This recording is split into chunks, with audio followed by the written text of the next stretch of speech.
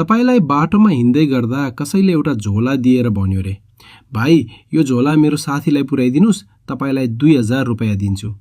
अब तपाईले झोला बोकेर पुर्याइदिनु भयो, तर पछि थाहा भयो त्यो झोलाभित्र चोरीको सामान रहेछ।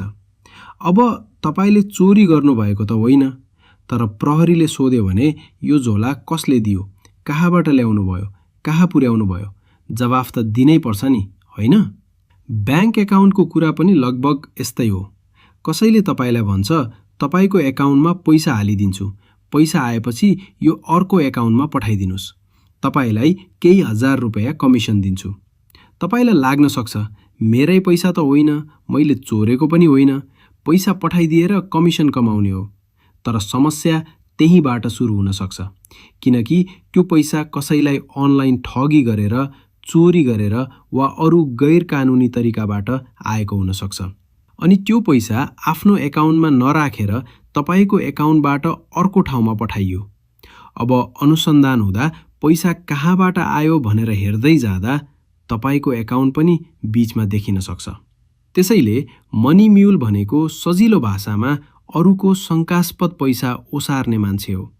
अझ सजिलो उदाहरण, हामीले आफ्नो घर अरूलाई भाडामा दिन सक्छौं, तर कसैले भन्यो घर तपाईको नाममा राखौं, काम हामी गर्छौं, तपाईलाई महिनाको पैसा दिन्छौं।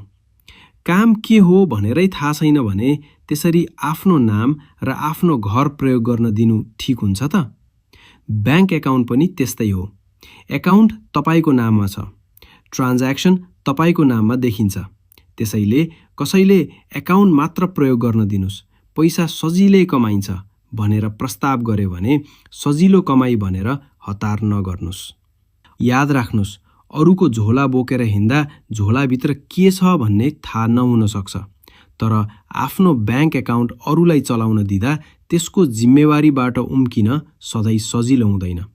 त्यसैले पैसा कहाँबाट आयो थाहा छैन भने रिसिभ नगर्नुस्, ट्रान्सफर नगर्नुस्। 2 देखि 4000 को लोभमा आफ्नो एकाउन्टलाई अरूको पैसा बोक्ने बाटो नबनाउनुहोस्।